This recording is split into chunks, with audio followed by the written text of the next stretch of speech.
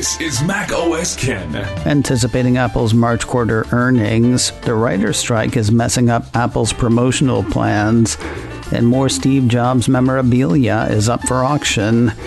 It is Thursday, the 4th of May, 2023. I'm Ken Ray, and this is news from Mac OS Ken, brought to you by yours truly and sponsored by BetterHelp Online Therapy. Get 10% off your first month at betterhelp.com/macosken. This show is also supported by people like you, patrons through Patreon. Find out more and add your support at patreon.com/macosken.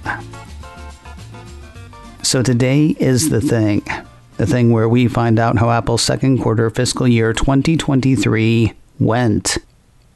Muted might be the best way to describe expectations. A piece from Cult of Mac says analysts are looking for Apple to report Q2 revenue of $93 billion. That would represent a decline of just over 4% from the $97 billion reported for the same quarter a year earlier. Earnings per share are expected to come in at $1.43. That would mark a 6% drop versus Q2 22 earnings per share of $1.52. Were there no new products? Heck yeah, there were. The Cult says the 14 and 16-inch MacBook Pro and Mac Mini were all refreshed with M2, M2 Pro, or M2 Max processors. Might have been a surge in sales were the world not fraught with economic uncertainty. Apple CEO Tim Cook actually telegraphed the troubling times ahead on Apple's last earnings call, pointing to a challenging macroeconomic environment as the world continues to face unprecedented circumstances, from inflation to war in Eastern Europe to the enduring impacts of the pandemic. I will say it seems like there is room for pleasant surprises, though nobody is expecting that room to be filled. Throughout the December quarter, watchers wondered whether iPhone sales missed that quarter due to COVID restrictions in Apple's supply chain might be made up in the March quarter.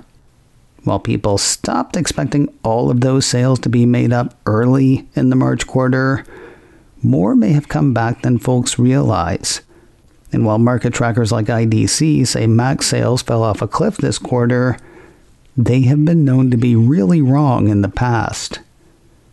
But as I say, nobody is expecting such pleasant surprises.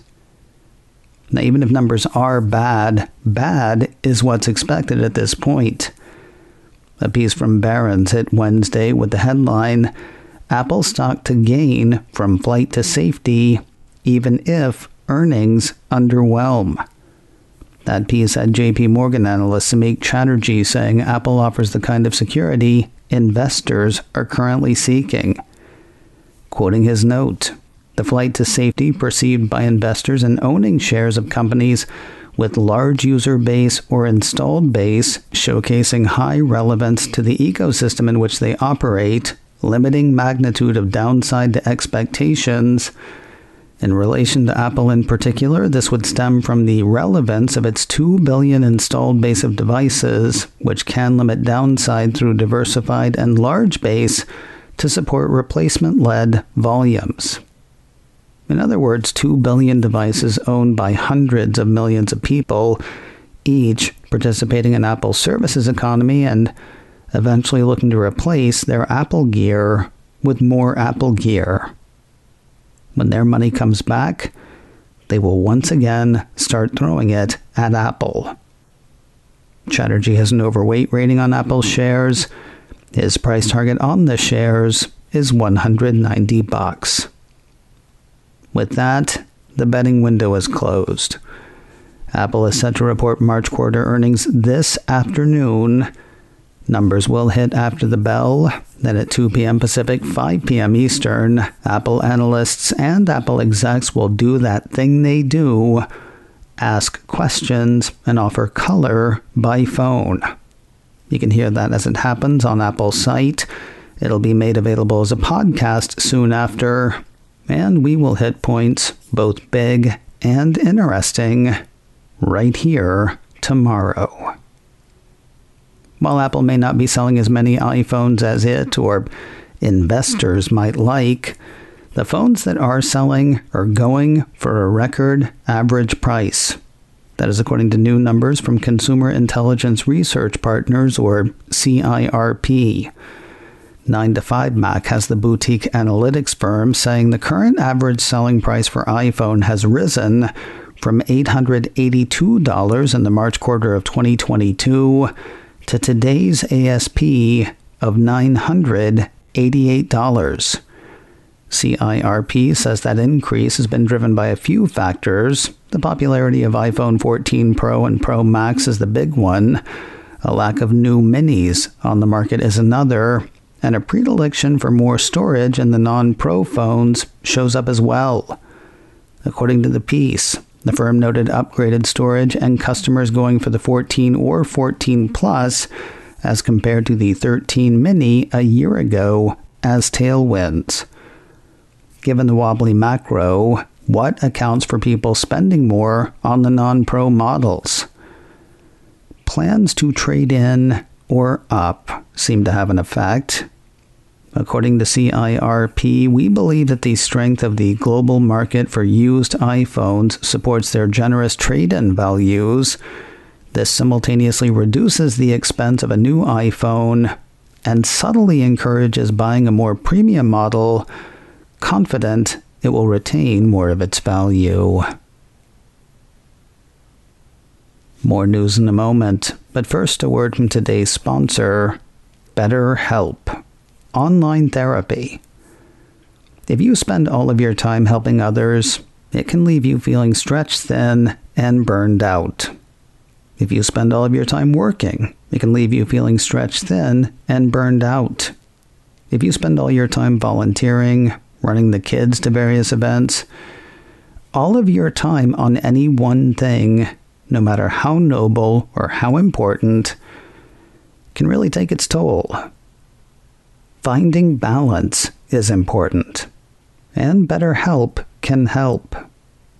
Every bit of BetterHelp happens online. It's designed to be convenient, flexible, and suited to your schedule. Just fill out a brief questionnaire to get matched with a licensed therapist, and if the one you find isn't right for you, changing is easy and happens at no additional charge. I had that happen once with BetterHelp. Went from somebody with whom I just didn't really mesh to someone who was better for me. If you're thinking of starting therapy, give BetterHelp a try. Find more balance with BetterHelp. Visit betterhelp.com/macOSKen today to get 10% off your first month. That's BetterHelp, HELP.com/macOSKen. BetterHelp.com/macOSKen. By now you've heard that the looming writer's strike has crashed upon Hollywood. A piece from 9to5Mac says the Writers Guild of America failed to reach a new deal with Hollywood studios before the 1st of May deadline, and the previous union contract has now expired. As a result, all union writers are officially on strike.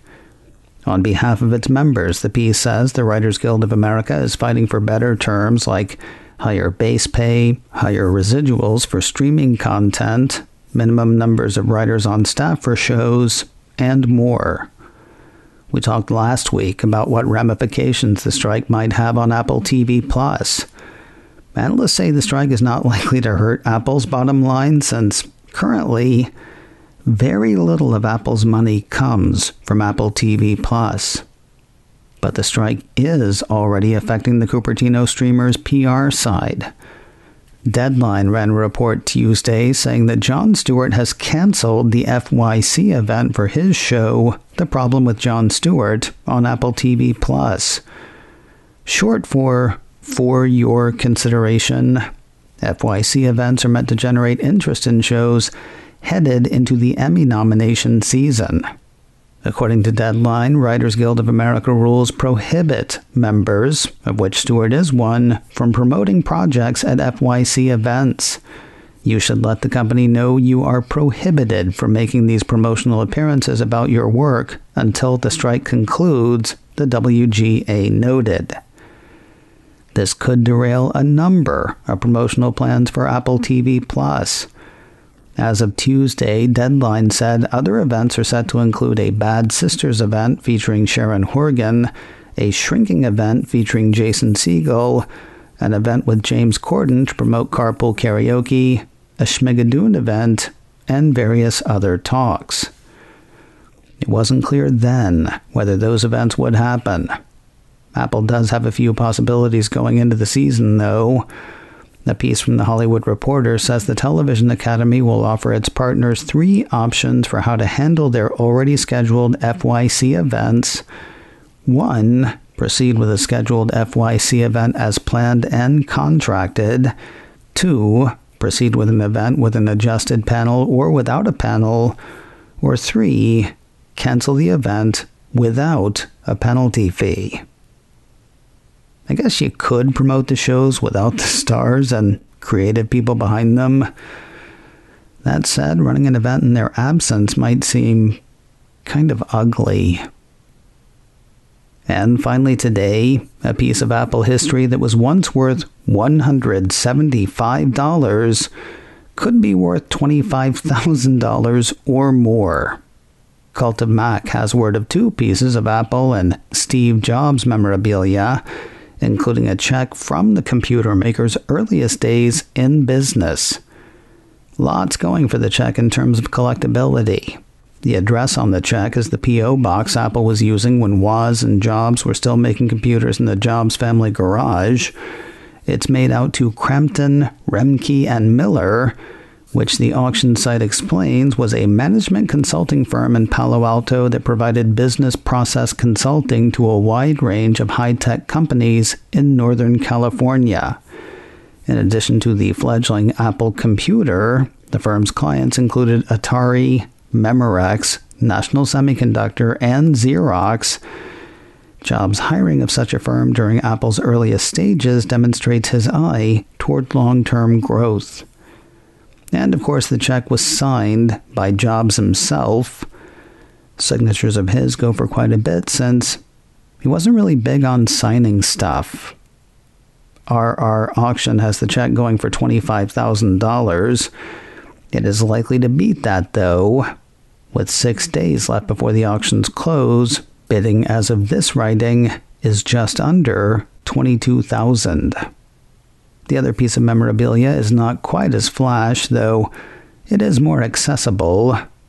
One of Jobs' business cards when he was the chairman and CEO at Next is also on the block. RR Auction had that going for $800, though it's already blown past that. Bidding currently stands at $968. Bidding on both items ends next Wednesday on the 10th of May. And a very happy bidding to you. macOS Ken, brought to you by me and sponsored by BetterHelp. Get 10% off your first month at betterhelp.com/macOSKen. This show is also supported by people like you, patrons through Patreon. Find out more and add your support at patreon.com/macOSKen. Advertising handled by Backbeat Media. Online at backbeatmedia.com. You can reach me a couple of ways. info@macosken.com or call 716-780-4080. Until next time, that is news from macOS Ken. I'm Ken Ray.